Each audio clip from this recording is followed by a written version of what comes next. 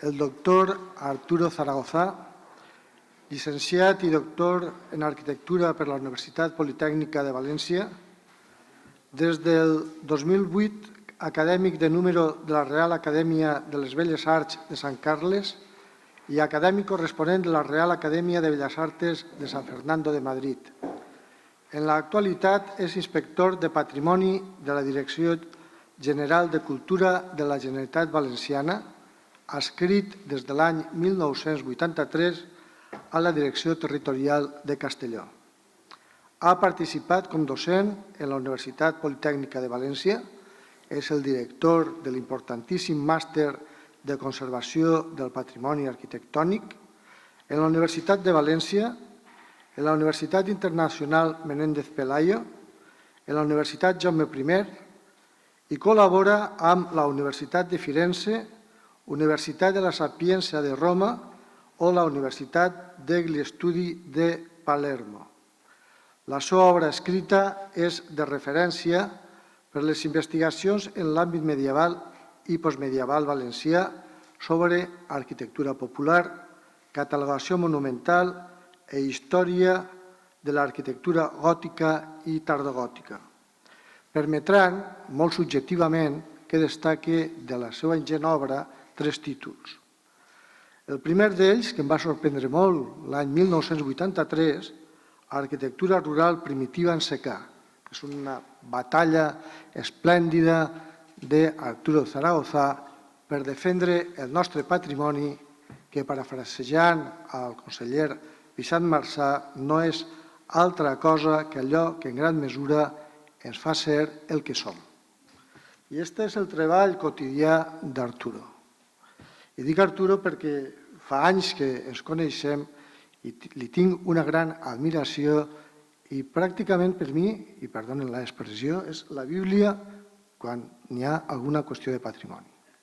I Vila-real li té que agrair molt perquè, per exemple, esta casa, per exemple, la plaça, la iglesia, el Ciprestal i un llarguíssim etcètera de llocs poc coneguts que són importantíssims en la història d'esta ciutat, on va treballar Pere Conte, si els tenim és gràcies al treball d'Arturo Zaragoza. Un altre article que a mi em va impressionar molt van ser Juegos matemáticos, aplicaciones geométricas de los maestros del gótico en el episodio valenciano i, sobretot, Pere Conte, arquitecto, que és una obra esplèndida, d'obligada lectura, que va fer amb Mercedes Gómez Ferrer. El control de la forma en l'arquitectura medieval valenciana, dibujo i oficios, ha estat molt ben explicada este matí per el professor Guinot i és tot un model de com es planificava, com es treballava aquestes noves viles al segle XIII i a l'època mitjaval. En los inicios de la experimentación de la ballenería moderna, las escaleras de yeso en la arquitectura valenciana de los siglos XIV i XVI, coautor amb Rafael Marín Sánchez, és una obra molt recent.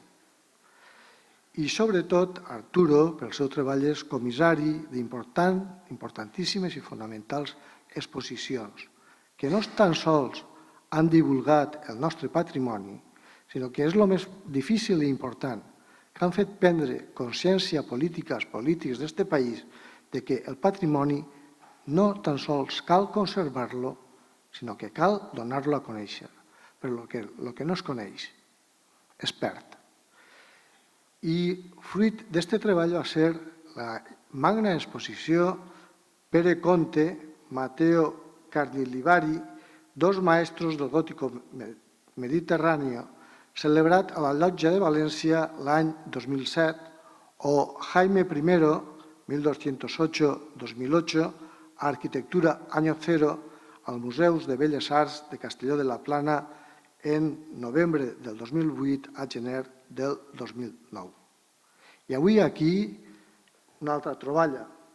Qui anava a dir-nos que una població de 90 habitants, perduda, desconeguda, la Vallibona, trobem el sostre més important de l'Europa mitjaval.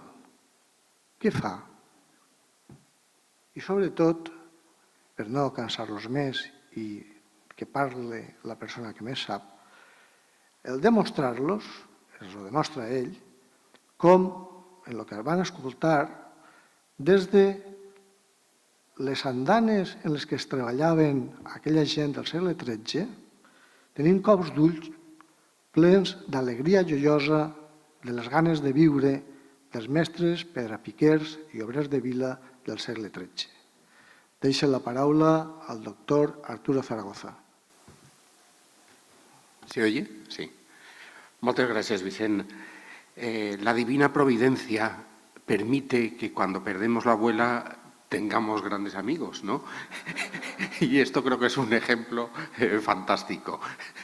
Yo lo siento, pero no sé si voy a poder estar a la altura después de lo que ha dicho Vicente en lo que voy a contar, ¿no?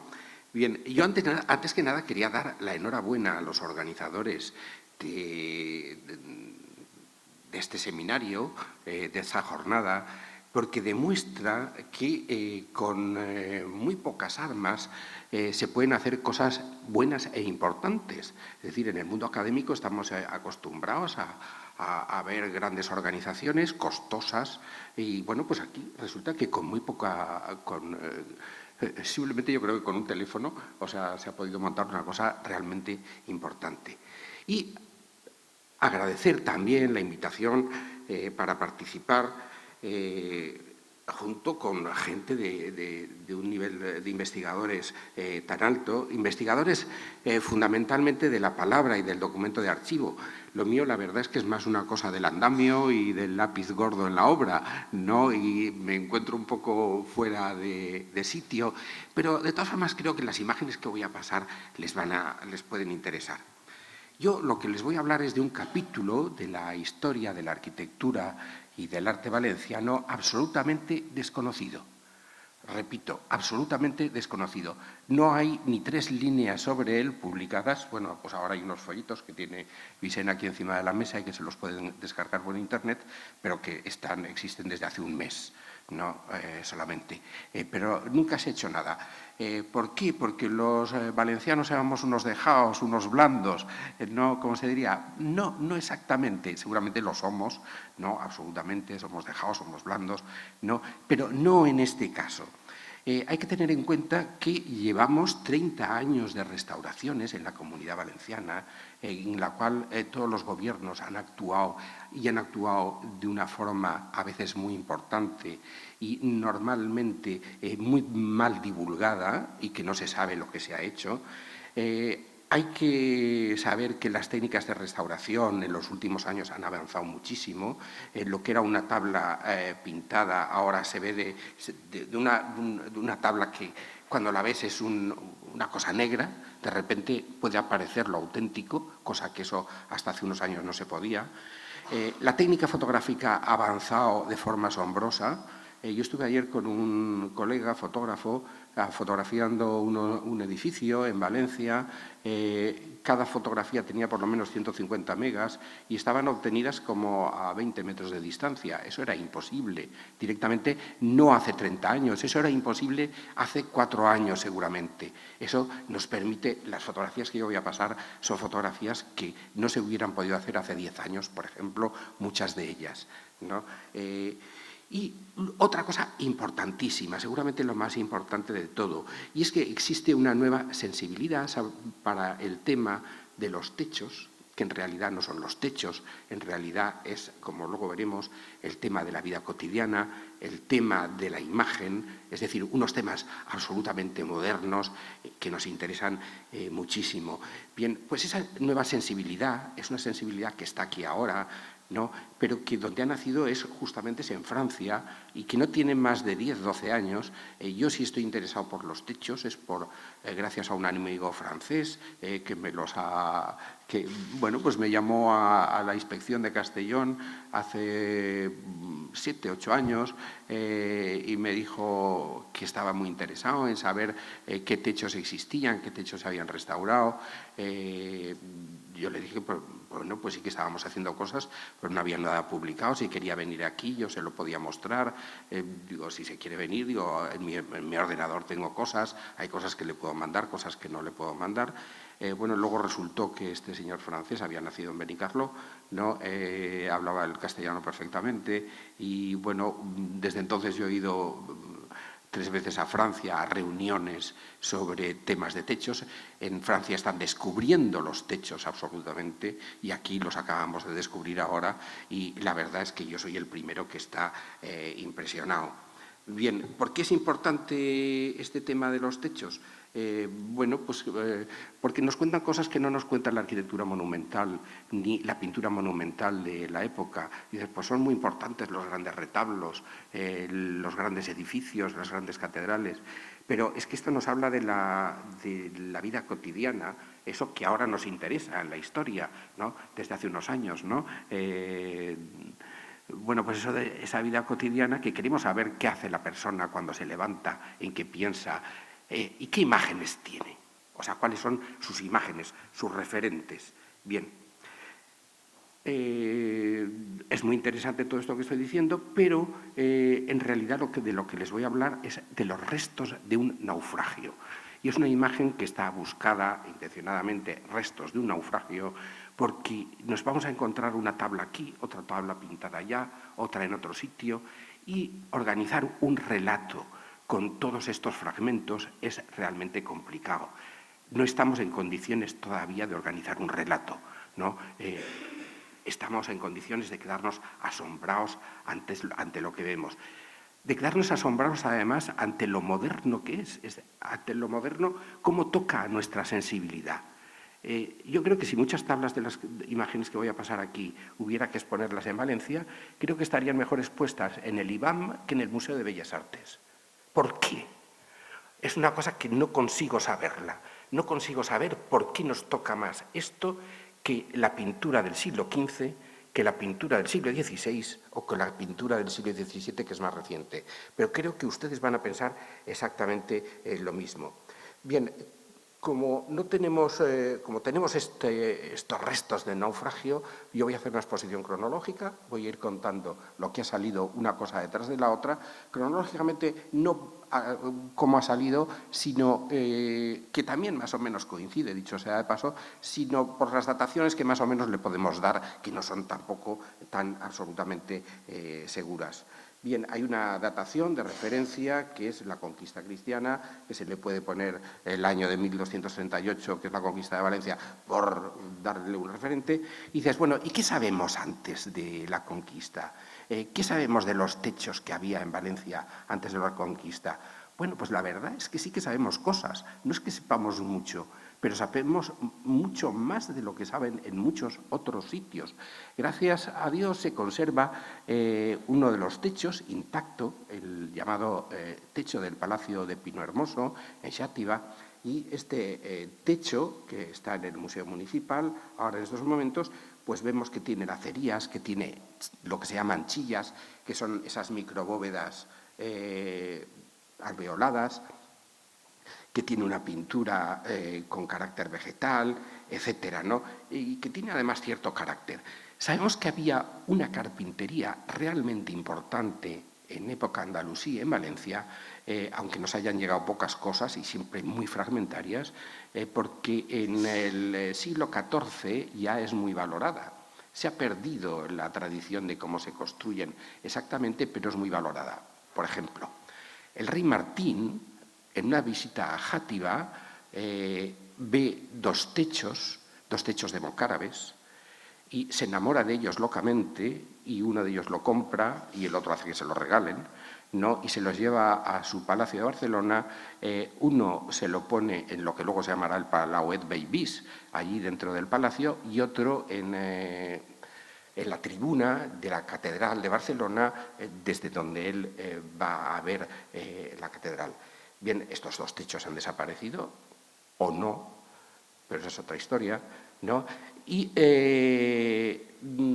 demuestran que el rey Martín, que antes de ser rey de Aragón había sido rey de Sicilia, que conocía perfectamente lo que era la Capella Palatina en Palermo, que había estado debajo del techo, porque el trono del rey de Sicilia está debajo del techo de mocárabes, del gran techo de mocárabes de la Capilla Palatina de Palermo había visto techos de esas características en Xàtiva, es decir, que en Valencia había una carpintería importante. Esta carpintería importante no es que fuera exclusiva seguramente del territorio valenciano, sino que habría que relacionarla junto con otro, podríamos decir que sería de un fondo mediterráneo, en el cual un fondo mediterráneo que llega hasta el Egipto fatimita. Dices, ¿y eso de Egipto fatimita qué es? Supongo que le suena un poco raro, ¿no? Dices, ¿y qué hace aquí el Egipto fatimita? Bueno, pues es un lugar donde hay una carpintería excelente, fantástica, que ha llegado a Sicilia. En Sicilia es el crisol de donde luego va a venir todo aquí. Y bueno, pues esta carpintería fatimita, esta imagen que les estoy poniendo aquí en la pantalla, es lo único que queda de la carpintería que había en Sigena.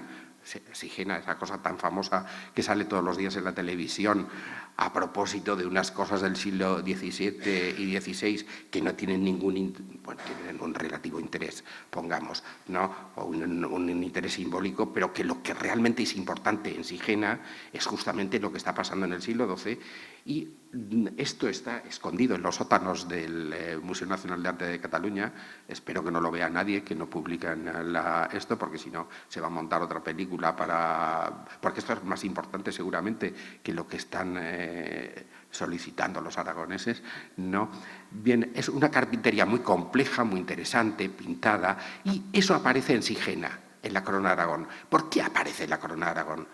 Piensen que Sicilia es normanda, que Inglaterra es normanda, que Francia es normanda, que la Corona de Aragón en algunos momentos tiene frontera con Inglaterra, si la queremos ver así, y estamos en el centro de todo ese imperio Plantagenet que llaman los franceses, y que es muy posible, bueno, de hecho las pinturas famosas que están en el Menac, bueno, pues son unas cosas de tradición bizantina que están yendo hacia Inglaterra a través de la Corona de Aragón. Bueno, pues está este mundo fatimita. Y está pues ese crisol siciliano en el que llega lo bizantino, llega lo normando, etcétera, y que están apareciendo unas cosas prácticamente idénticas de lo que se va a hacer aquí o de lo que se está haciendo aquí. Es decir, la relación con Sicilia es importantísima porque nos está trayendo todas unas cosas orientales, y eso es lo que se va a mezclar con lo que viene del norte, que es una imaginería que no ha estado nunca en el mundo andalusí. Entonces, este mundo andalusí, que está muy relacionado con lo siciliano, se va a juntar y va a hacer una explosión y va a hacer un arte completamente nuevo. Eso sí que lo podemos decir, un arte completamente nuevo, que es el que vamos a ver a partir de ahora. Bien, ¿dónde se produce ese arte o dónde se va a situar ese arte? A partir de la conquista se construyen centenares de iglesias de arcos de diafragma, por no decir miles, ¿no?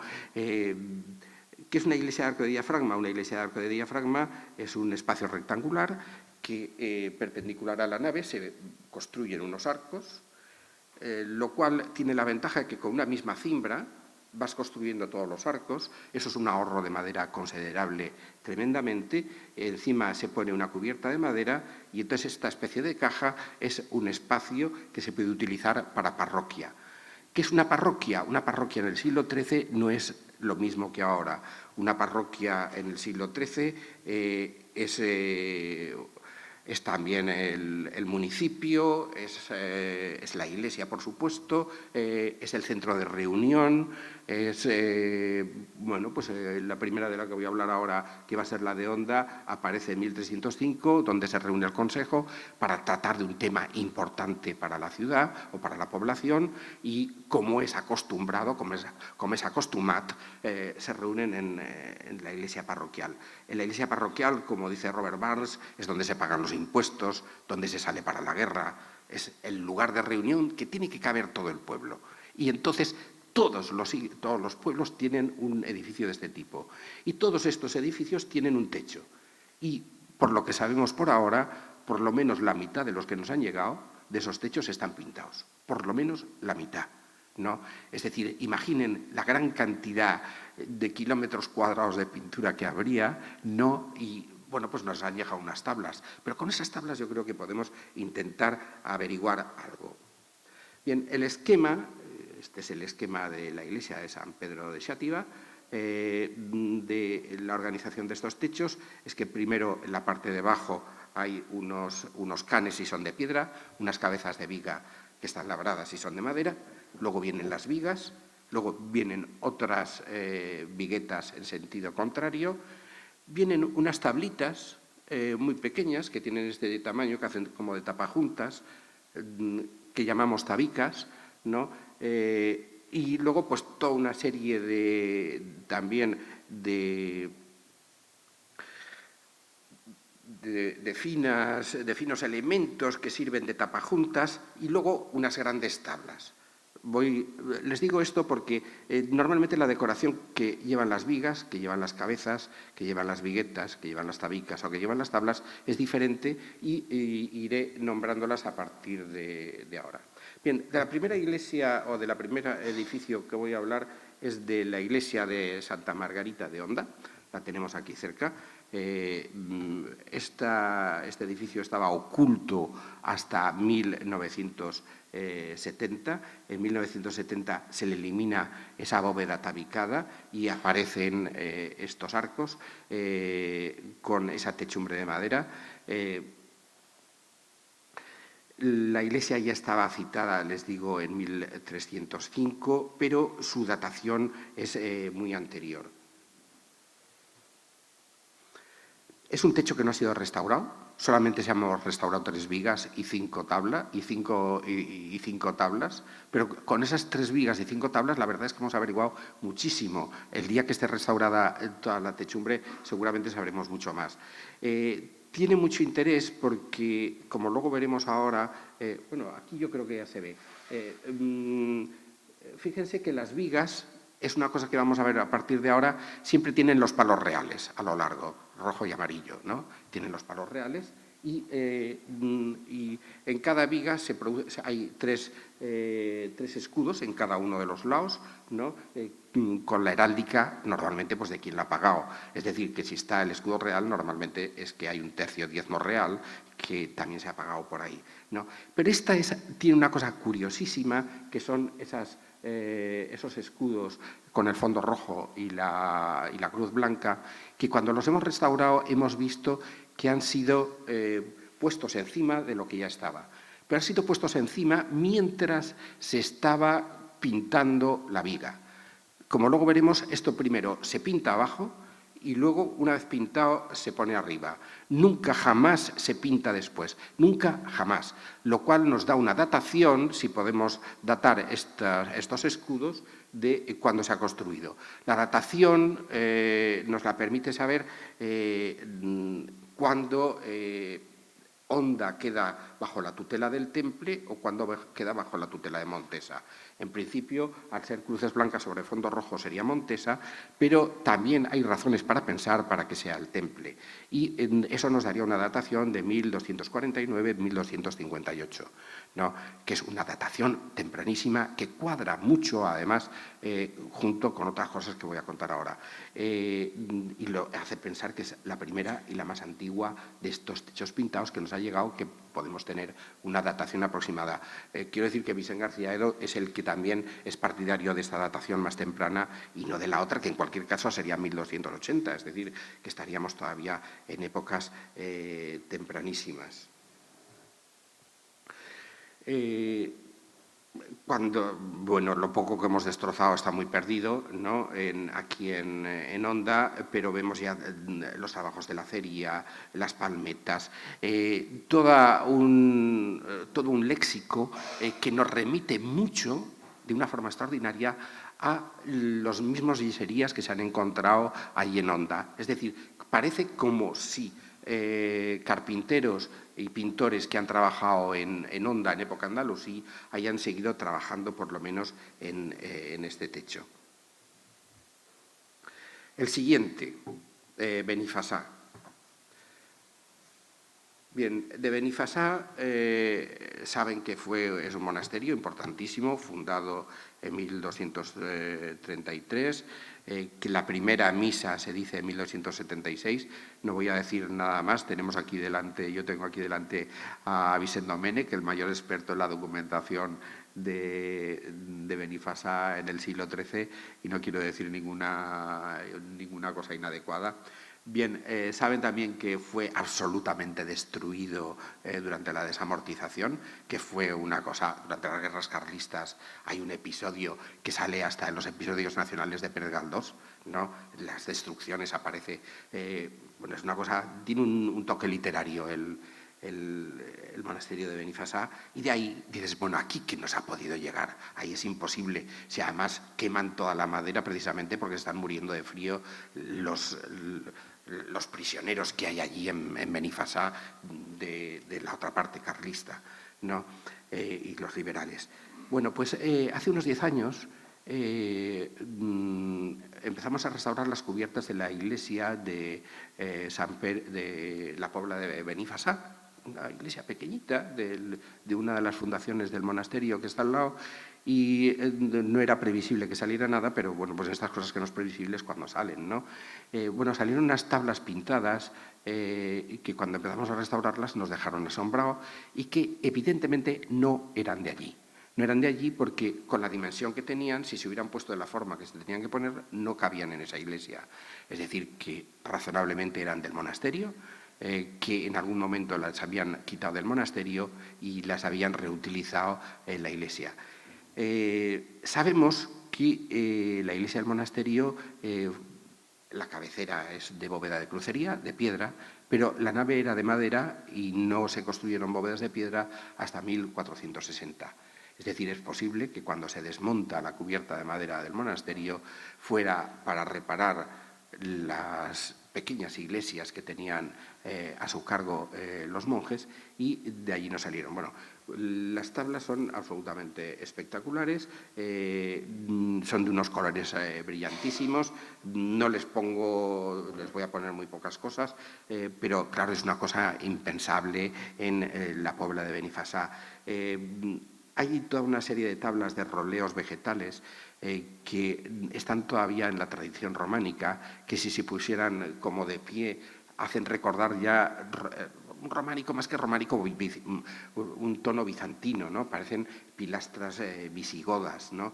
Si esto lo pusiéramos de pie, no estas que les estoy mostrando aquí. Tienen también de animales que se van persiguiendo. Fíjense esta segunda tabla, que es un galgo que va persiguiendo a un ciervo.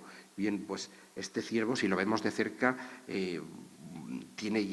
empieza a tener una de estas calidades, que lo que yo les decía. Digo, bueno, pues esto, la verdad es que está muy cerca de nosotros, está muy cerca de la pintura actual, ¿no? Hay un pintor, Adami, italiano, que dices, bueno, pues hace unas cosas que no son demasiado lejanas de cómo está pintado este ciervo.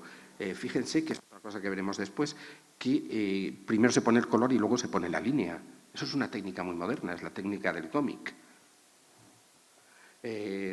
Si vamos cogiendo las cabecitas de los diferentes bichos que aparecen por allí, bueno, pues aparece un cómic de la televisión nuestra actual, ¿no? 1280 Benifasá, ¿no? Pasan también cosas muy curiosas, ¿no? Por ejemplo, los bichos que tenemos, y que aquí, en aquella parte de allá están las de Benifasá, pues hay unos idénticos en Teruel, ¿no? En la Catedral de Teruel. La Catedral de Teruel, pues bueno, los aragoneses han inventado el concepto de mudéjar, que supongo que habrá que revisarlo, ¿no? Pero claro, esto tampoco son los musulmanes pintando estas cosas, ¿no? Y bueno, y hay relaciones. En realidad todo este episodio habría que verlo en el conjunto de la Corona de Aragón.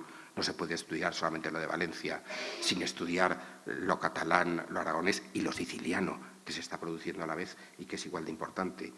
Bueno, y en una de las vigas nos apareció un autorretrato, seguramente del maestro, ¿no? Claro, 1280, pero claro, es que en 1280 en las universidades en París ya se está hablando de la persona. Es decir, es cuando está apareciendo el retrato, ¿no? Por primera vez en la historia. Y bueno, pues esto recuerda mucho a un manuscrito francés, más o menos coetáneo, el de Villard d'Ancourt, ¿no? En el cual el personaje se autorretrata y se hace un dibujito, un autorretrato muy parecido a este. Liria, otro. Aquí ya vamos un poco más adelante, esto ya seguramente será 1300 algo. La primera noticia que tenemos como que existe una iglesia en Liria es 1273. Es la más conocida desde siempre. Se restauró también pues, hace unos 20 años. Nunca jamás se publicó nada, lo cual me parece un crimen absolutamente, o sea, que se restaurara y que, bueno, pues que los únicos que han disfrutado del techo son las arañas, antes y después, ¿no? Tiene ese techo de artesa, tiene una artesa, la parte central horizontal tiene un gran tamaño, es de una gran calidad, y recuerda mucho esa tradición mediterránea suntuosa, andalusí, ¿no? Recuerda el techo de Játiva con palmetas, con mucho arabesco. Bueno, esto podría estar perfectamente en un palacio andalusí y es de una riqueza extraordinaria, pero junto con eso aparece también la imagen por primera vez, una imagen potente, una imagen humana, como vamos a ver. Y nos aparece que por la heráldica podríamos documentarla. Podríamos documentarla porque nos aparece las flores de lis, las flores de lis, nos aparece un buey, el buey este podría hacer referencia, las flores de lis deberían hacer referencia, en este caso de la forma que están dispuestas, a la reina Blanca d'Anjou, la reina consorte de Jaime II. Esta es reina de Aragón entre 1295 y 1310.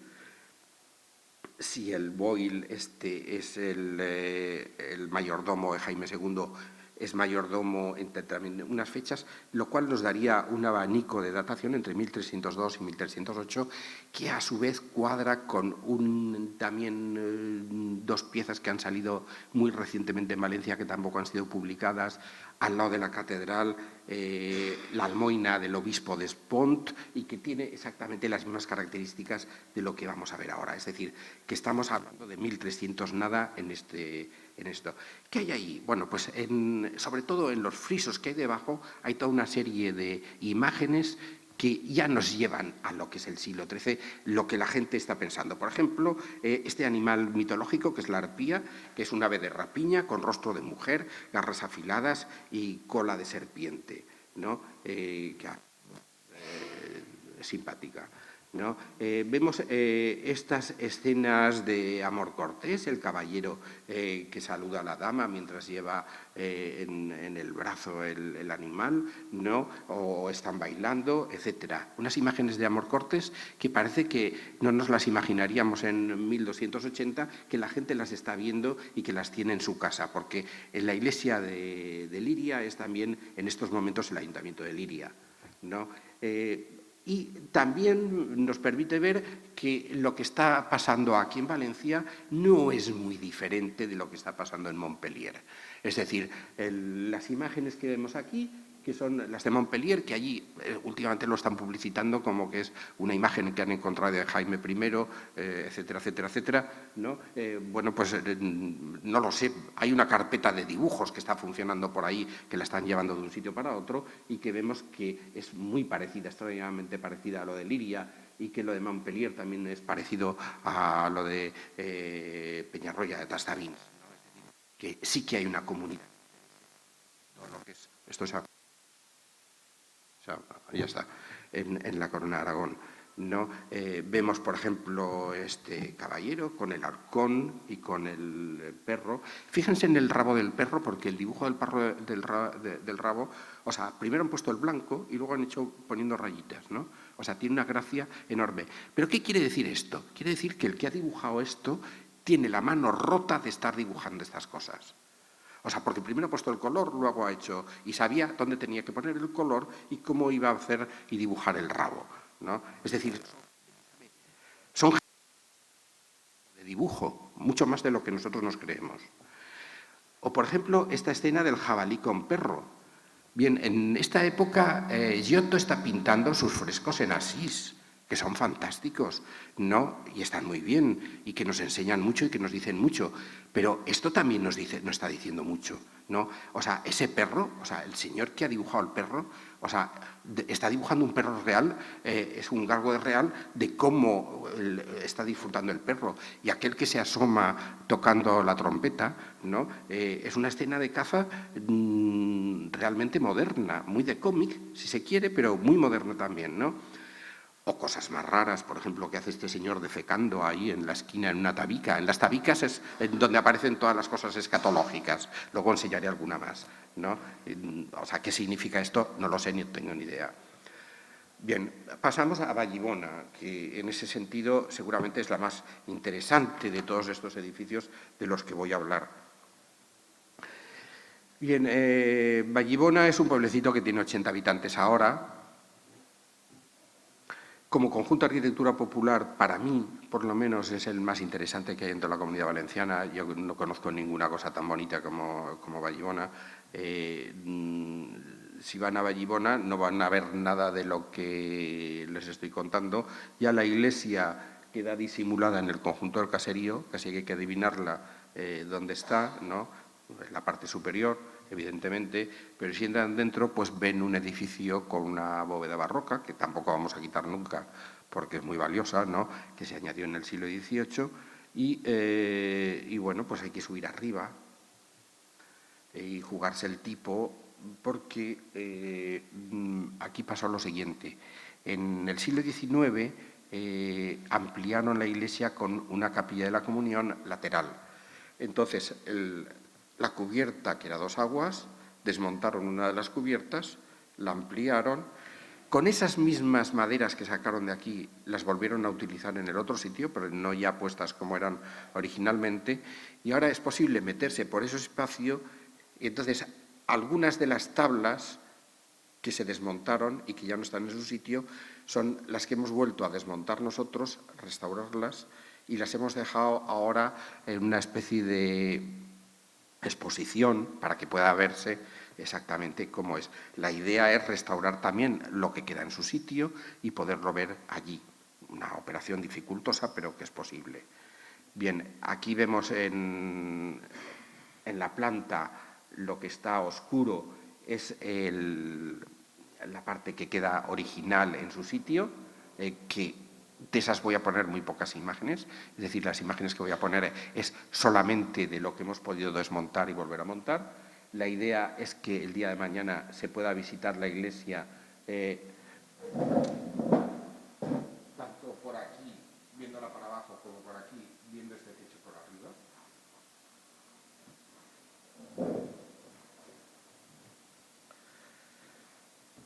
Y bueno, y aquí tienen también en este dibujo, a la izquierda es el estado actual y a la derecha lo que sería el estado original. Es decir, ahí ven ese dibujo de una iglesia de diafragma en construcción y en la cubierta a 2 aguas. Si nos metemos por arriba, lo que vemos es esto. Es decir, es un techo con un colorido espectacular, absolutamente espectacular, ¿no? Todo pintado, todas las maderas están pintadas, todas han sido pintadas en el suelo y una vez pintadas han sido subidas arriba, lo sabemos porque, claro, hay zonas que la pintura ocupa más que luego lo que se ve desde abajo. Fíjense que ya las vigas tienen los palos reales, tienen los escudos con los donantes y aparece por primera vez en Vallibona una cosa importantísima que son estas cabezas de viga. Son unas cabezas que unas veces están más personalizadas o son genéricas y otras veces están absolutamente personalizadas.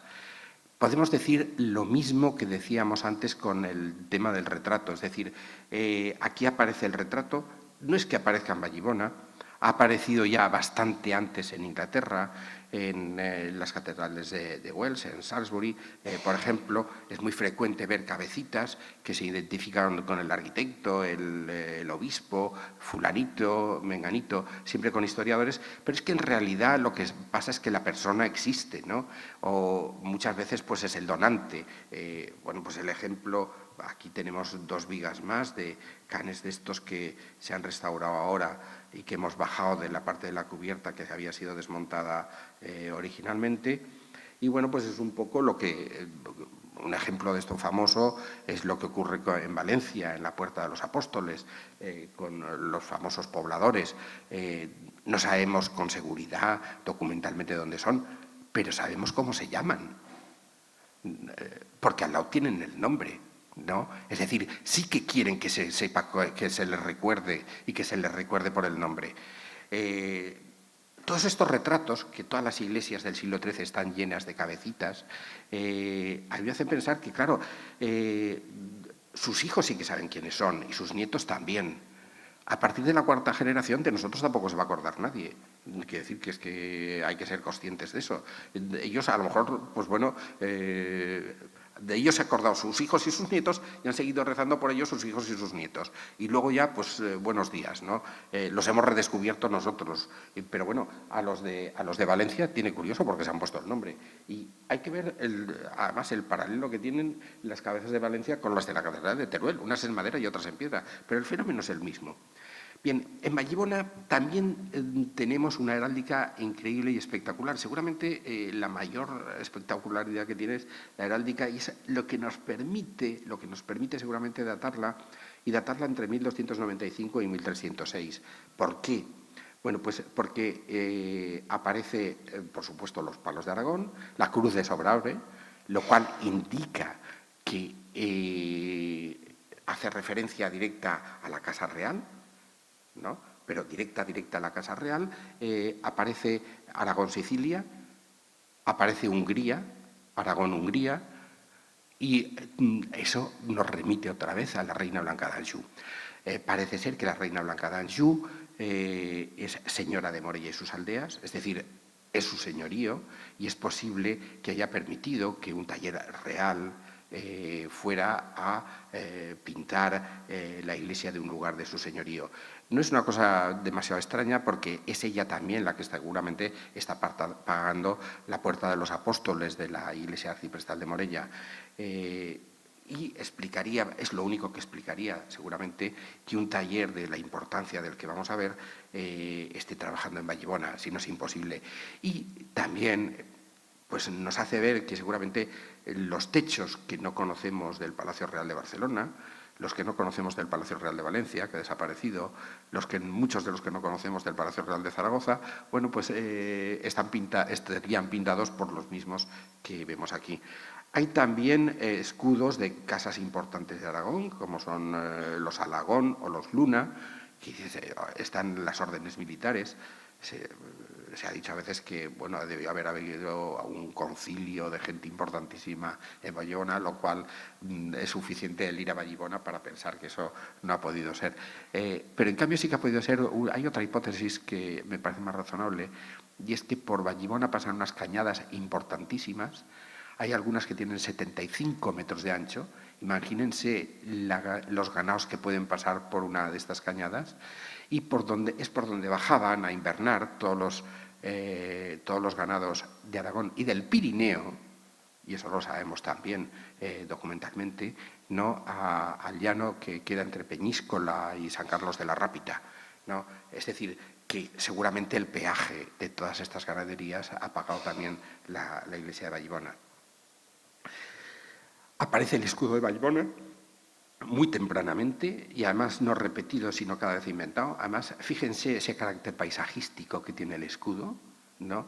Es decir, esto es un paisaje. O sea, Vallibona es un valle con 2 árboles, ¿no? Esto parecería muy normal en otra época, pero en 1290 esto es absolutamente temprano. O sea, ni siquiera los paisajes que pinta el Giotto, o sea, tienen esta frescura que tiene el escudo de Vallibona, que además se repite muchas veces. Aquí está la heráldica real, con los palos reales, Lo mismo con la Cruz de Sobrabre. Hay caligrafía, hay diferentes tipos de caligrafía. Hay caligrafía latina, como vemos aquí parece que pone Ave Gratia Plena, sería seguramente, con una caligrafía que a mí se me hace, no entiendo demasiado de esto, pero se me hace muy en este momento, de 1300. Hay una caligrafía cúrfica que se repite con frecuencia, también junto a la latina, inmediatamente al lado. Y luego, sobre todo, hay unas geometrías, unos roleos de una calidad absolutamente fantástica. Cualquiera de estas piezas en seda ahora yo creo que serían, o sea, unos objetos cotizadísimos para la moda.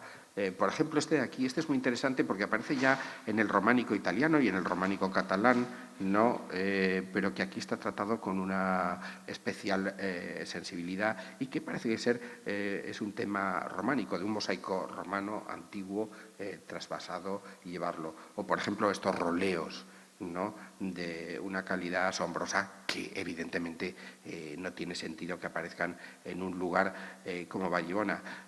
Vallibona tiene ahora 80 habitantes. El siglo pasado llegó a tener 1000 y pico, ¿no? Pero yo creo que en esta época pues tenía poco más de los 80, o sea, tampoco ha tenido muchos más. O las tablas que a veces están incluso excavadas, están talladas y pintadas, ¿no? Bueno, pues es que hay escenas mitológicas que no les hemos podido encontrar todavía el sentido, pero escenas mitológicas de una calidad increíble. Fíjense el tratamiento que tiene el traje de esta señora. Esto, claro, si estuviera más adelantado, 50, 60 años después, sería más fácil de entender, pero en 1290, 1300, la verdad es que es una cosa que resulta casi preocupante y que rompe muchos esquemas. O, por ejemplo, la gracia que tiene este tratamiento en plan cómic de esta figura, ¿no? Que está hecha con 2 trazos. Es lo que les decía antes, que el que ha dibujado esto es una persona que ha dibujado muchísimas cosas antes, ¿no? El techo de Vallibona está lleno de demonios. Tienen mucha gracia porque, bueno, esto parece uno de estos que se disfrazan en Forcai, ¿no? Uno de estos demonios, ¿no? Del Foc, ¿no? Bueno, pues todos son diferentes.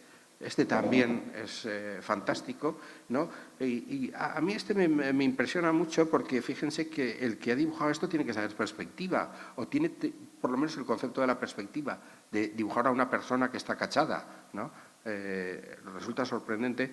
Este menos, porque ha cogido la figura de antes y le ha puesto, o sea, y le ha dibujado la cara por delante. O sea, este yo creo que es menos importante desde el punto de vista de la técnica pictórica, pero el anterior a mí me parece importantísimo. Luego, pues, bueno, tanto iconográficamente, eso es la mujer borracha, que es una cosa que aparece en un momento en la Biblia, lo mismo que aparece también el hombre borracho, ¿no? O ese caballero con el escudo de la media luna, con ese tratamiento tan elegante, ¿no? Imagínense los techos que podrían haber en la época por aquí. Aquí vemos también, lo mismo pasa con animales, ¿no? Hay un juego de animales fantástico, este ciervo que recuerda también aquel que veíamos en Vilafamés. Es muy curioso porque, eso me lo han comentado los franceses, los amigos franceses, es que los ciervos españoles siempre tienen los cuernos horizontales, mientras que los ciervos franceses los tienen verticales. No sabemos por qué ocurre, pero es así, ¿no? O, por ejemplo, todos estos bichos, que además son todos diferentes. O sea, no es que tengan un modelo y lo vayan repitiendo. No, todos los animales que tienen ahí son diferentes. Este se ve muy mal, pero es muy interesante. Creo que lo tengo, sí, aquí, o sea, lo he abstraído, porque es un león que recuerda telas chinas, ¿no? Dices, bueno, ¿y qué hace un dibujo con este aspecto de tela china en Vallibona? Bueno, pues es que es la época de la seda, ¿no? Si la reina de Aragón, Blanca d'Anjou, que es la hija del rey de Nápoles, Anjou, no tiene una tela china, ¿quién la tiene en Europa? Es que es la única que lo puede tener. Y si el taller, o sea, sus pintores están al loro de lo que tenga la señora, por supuesto, y están copiando cosas. Es muy posible que esto sea una copia de una tela china. Bueno, el personaje este de aquí, el de la izquierda, bueno, si lo hubiera pintado Matisse, yo creo que funcionaría, ¿eh? Es un Matisse o es un Picasso, ese fauno, es un fauno, ¿no? Dices, qué modernos que son esta gente, ¿no? O sea, esto es lo que están viendo, ¿no? Es un pene, ¿no? Sí. A mí al principio me daba mucha risa. Hay dos, o sea, si hay 2000 tabicas en la iglesia de Vallibona, solamente hemos encontrado dos, esta y la que les voy a poner después, ¿no? A mí al principio pues es lo que te da mucha risa, ¿no? Y luego ahora ya ha dejado de darme risa y me parece una cosa muy seria. Hay muy pocos penes en la Edad Media pintados, ¿no? Y casi todos están en Italia. Por ejemplo, lo de la derecha está en Massa Marittima, que es un pueblecito de la Toscana, y es el álbero de la fecondità, y es un árbol del que nacen unos penes y están esas señoras que los recogen, ¿no? Es una especie de leyenda de la fecundidad, etcétera. No, bien, pues es de la época de Federico II, una ciudad partidaria de Federico II, pero hay muchos elementos del pintor de Vallibona, del taller de Vallibona, que hacen siempre referencia a cosas italianas, lo cual tampoco es extraño si la reina es hija del rey de Nápoles, ¿no? En Italia sabemos que en esos momentos quedan muchas tradiciones tardorromanas. Estamos en el siglo XIII, o sea, el mundo tardorromano allí no ha desaparecido completamente y un pene para los romanos es un talismán. Nosotros lo vemos de otra forma. O sea, los que tienen la mente deformada somos nosotros, ¿no? Para ellos es un talismán y los niños lo llevan colgado. Y en las puertas de entrada de las casas hay a veces penes colgados. Yo estuve hace un par de meses en Berlín, tuve la suerte de ir al Altes Museum y allí tienen un gabinete, no sé si habría que llamarlo gabinete pornográfico romano, no con cosas de estas, no, que bueno, hay que pensarse, dice, bueno, aquí cómo visitaría esto los prusianos, ¿no? ¿Cómo entrarían aquí los prusianos? No. Bueno, pues allí hay muchos penes voladores, ¿no? Que estaban a la entrada de la casa. Y entonces que aquí aparezca una tabla con penes voladores, ¿no? Pues dices, estos están pensando, estos han visto cosas romanas, ¿no? Que esas cosas romanas están todavía, o esas tradiciones romanas, o eso, el llevar el pene colgado, ¿no? O sea, que llevan los niños porque es un talismán que te quita el mal de ojo, ¿no? Bueno, pues es una cosa que está ahí en Vallibona. Pero bueno, no es eso solamente, es que nos aparece otra tabica con el autorretrato. Está en un sitio que prácticamente era imposible que se viera desde abajo. Es decir, el señor que se ha hecho el autorretrato, que es este señor que está haciendo así con la mano, o sea, sabe que 700 años después vamos a verlo, no antes nadie. No, nos está saludando a nosotros. Nunca nadie antes lo ha visto, después de colocado ahí. Fíjense que además, yo no sé si es el mismo o se parece al el que veíamos en Benifasá, es primo hermano, pero es primo hermano del otro, por lo menos llevan el mismo look, ¿no? Claro, es muy curiosa esta historia y los hace muy contemporáneos nuestros a todos estos personajes. La técnica. Este es el rabo del perro que yo les contaba, que les enseñaba al principio, ¿no? Fíjense cómo lo sabemos, porque también en algunos manuscritos de la época, por ejemplo, en las cantigas de Santa María, hay algunas hojas sin pintar. Primero se hace un rasguño con la figura, luego se le da el color y luego el dibujante va poniendo la línea. Pero fíjense eso que les decía yo de las rayitas del rabo del perro, ¿no? Bueno, eso es muy moderno. Hay un pintor francés que se llama Paul Dufy, que es que ha pintado durante el siglo XX siempre con esa técnica. No es el único, seguramente es el que es el más famoso de hacerlo así, pero bueno, no es el único. Bueno, lo de Vallibona se puede relacionar también con otras cosas de Teruel. Podríamos empezar aquí, qué cosa tiene que ver con Cataluña, con Sicilia, con Aragón, con no sé qué. No, no es necesario. Bien, esto es unas imágenes del centro de interpretación que hemos montado allí en Vallibona. La capilla de la Comunión, que estaba cerrada, abandonada, arruinada, pues bueno, La hemos limpiado, hemos puesto las tablas que se han bajado por las paredes, lo hemos ilustrado con unas imágenes que hay en la Catedral de Teruel, muy diminutas, las hemos ampliado, ¿no? Que son los carpinteros trabajando y las mujeres pintando, lo cual no deja de tener su gracia. O sea, las pintoras aquí son mujeres. En Teruel, que es un techo muy parecido a los que hemos visto, son mujeres, ¿no? Que es todo un dato. Los carpinteros son rubios, es decir, que no deben ser muy moros, ¿no? Y van vestidos de la época. Es decir, todo este concepto del mudéjar hay que repensárselo. Vemos aquí a una señora pintando una de las tablas, que es muy parecida, por cierto, a las que están puestas también en Liria, en este caso. Bueno, ahí hemos puesto una película, ¿no? Etcétera. Hay más, siempre muy fragmentario. Por ejemplo, en Xàtiva, en el convento de Santo Domingo, parecieron unos juegos de pececitos fantásticos, ¿no? Que son los que vemos ahí. En Sagunto hay una cosa muy simpática. El techo de Sagunto es el de la iglesia del Salvador de Sagunto, que se desmontó completamente y ahora está archivado en los sótanos del Ayuntamiento de Valencia. No les voy a contar la historia porque es una novela triste. Pues ahí lo siguen viendo las arañas y las ratas, ¿no? Se restauraron algunas piezas para la exposición aquella de arquitectura año cero de Jaime 1208 y volvieron a esconderse. Pero bueno, hay una pieza que es muy curiosa, que es este señor que está como emplumado, ¿no? Que yo pienso que es un emplumado. Un emplumado, ¿saben lo que era? Que se le sometía a la vergüenza pública, se le ponía miel, encima plumas de gallina, se le tiraban inmundicias, ¿no? Y se le sujetaba a un pelleric. Un pelleric es una palabra que está viva todavía por la zona del Maestrazgo, por lo menos, ¿no? Y el pelleric es, pues eso, en inglés creo que es pilaric, o algo así, es una palabra muy similar, ¿no? Bueno, pues esta imagen del emplumado, que al principio vamos a ver, todo el mundo decía, no, eso es un indio con plumas, ¿no? No, esto tiene que ser posterior a la conquista de América, pero es que luego la hayamos encontrado en más sitios al famoso emplumado, ¿no? En Godella, y aquí ya nos vamos más adelante. Esta la hemos podido datar también por la heráldica, pero la hemos podido datar hacia 1399, que es el año de la coronación de Martín el Humano, ¿no? Tienes un techo absolutamente suntuoso, fantástico, increíble, no absolutamente desconocido. Por no conocerlo, yo creo que no lo conocen tampoco en Godella, ¿no? Dicho sea de paso, que no lo conozcan demasiado, porque si no igual lo estropean.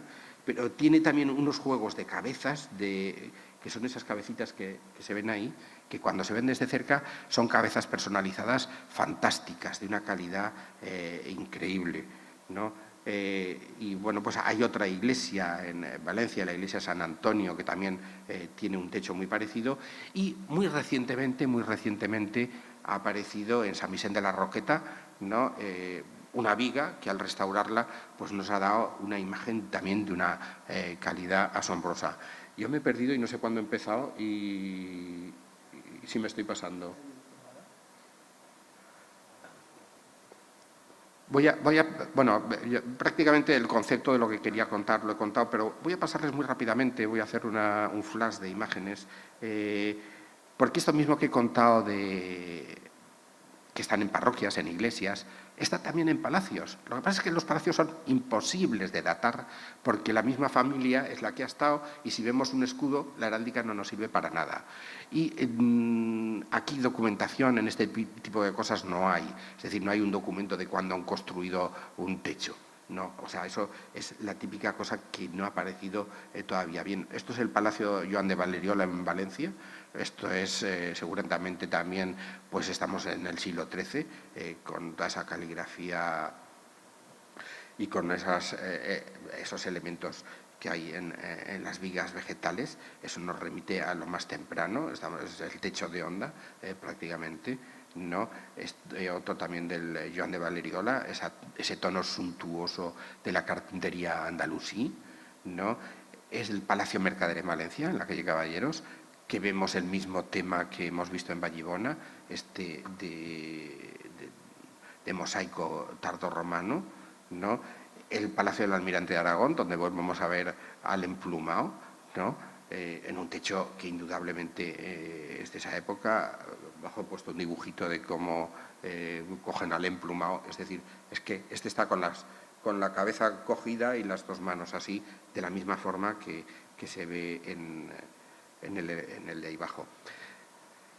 Más en el Palacio del Almirante de Aragón, muchas veces los techos del 13 o del 14 han sido repintados en el 16. Y, por ejemplo, ahí en el Palacio del Almirante de Aragón, cuando se restauró la pintura, apareció debajo de la pintura del 16, la del 13, evidentemente se dejó la del 16 y salvo un fragmento para que se viera, se hizo una especie de cata arqueológica, de ventana arqueológica para que se viera lo que había abajo. Luego esto ya es finales del 14, principios del 15, que tiene ese tono italiano de esas banderas a las que juegan los italianos, ¿no? Pero bueno, que también es realmente sorprendente. Esto está en el Palacio Boyle en Valencia, en el de Catalá de Valeriola. A veces lo enseño y me dicen, ¿pero eso es medieval? Digo, pues sí, yo que lo siento, o sea, parece que sea de los años 60, ¿no? O sea, un dibujo de los años 60. ¿No? O en Benissanó, que hay un castillo con unos elementos florales. Aquí ya estamos ya en el siglo XV plenamente, ¿no? Hay todo un tema del que no he hablado en techos, que son los ocarrats, que siempre se han dado como que son del 15, pero que probablemente son muy anteriores, son ya desde el 13 o desde el 14. No me digan que el toro que hay abajo no es el toro de Picasso. Lo siento mucho, es que tampoco sabemos si Picasso, que conocía esto, no se ha inspirado en los ocarrats, ¿no? Los demás son igual de modernos, o sea, a mí el que más me encanta es el bicho aquel malvado que hay en el extremo de arriba y de la derecha, ¿no? O sea, así que quiere morder, ¿no? Y luego, bueno, ¿cómo acaba esto? Bueno, pues acaba la ciudad de Valencia, quiere hacerlo más, y se hace su sala dorada, en la cual pues es el techo de madera, oro, lapislázuli, que es el que ahora está después de derribar el Ayuntamiento de Valencia en la lonja, ¿no? Esto es también fragmentos que desde abajo no se ven, pero que son de una calidad asombrosa. Y bueno, pues ya a partir del 16 ya son las formas romanas que vienen, pero en la cual se siguen metiéndote todas estas cabecitas, como vemos en la sala dorada del Palau de la Generalitat. Nada más, muchísimas gracias por su atención y yo creo que eso.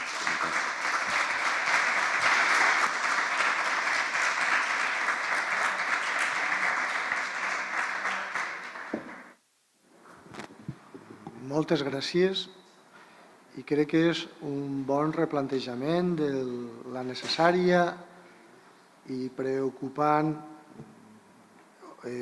interès que té que tindre qualsevol persona amb responsabilitats públiques o qualsevol ciutadà o ciutadana d'aquest país pel nostre patrimoni, que cal recuperar i que cal no deixar en l'oblit, perquè el viatge que hem tingut este matí ací és molt indicatiu de la força de la imatge en el món de la paraula. Ens tornarem a retrobar a les 4 de la tarda i molt agraït.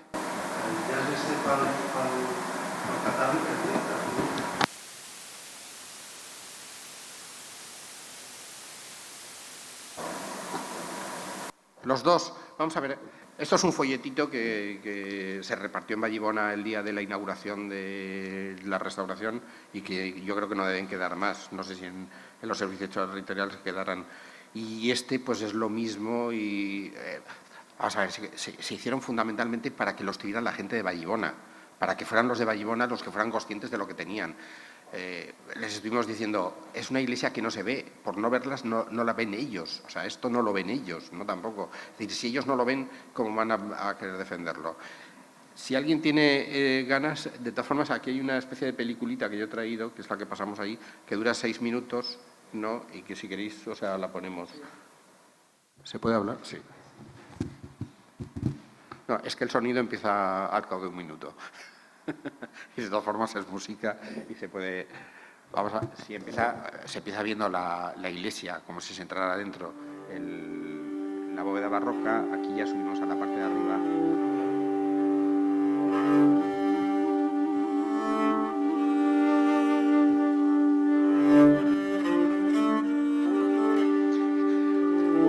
La música es de las cantigas de Santa María, que es exactamente de la época, como ya habéis oído. Pero sabéis que hay una cantiga que sucede en Morella. Es un milagro que sucede en Morella, que es muy interesante. En Morella o en Vallibona, tampoco hay que ser estrictos, o sea, ese es el término de Morella. Es una persona que compra una imagen en Morella, lo cual quiere decir que ya se están vendiendo imágenes. No, compra una imagen de la Virgen de Salas, que está en Huesca, la entierra en su viña, y viene un pedrisco, arruina todas las viñas de Morella menos la suya.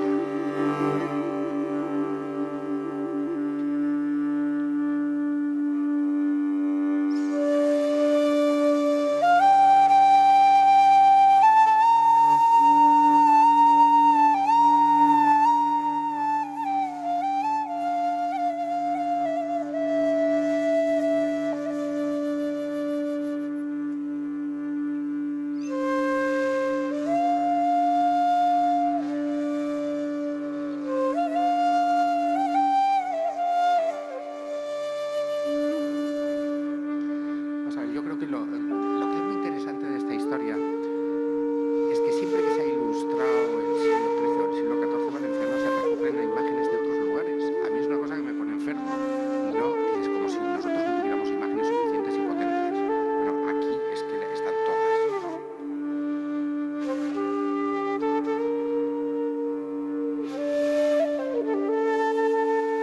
Es un hombre pez.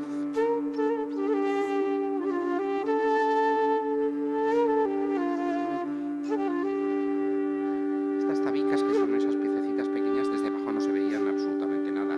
Y es donde están, pues bueno, es donde están los penes, donde están las locuras, ¿no? En las tablas está lo que es más. Y las cabezas, pues fantásticas, se verían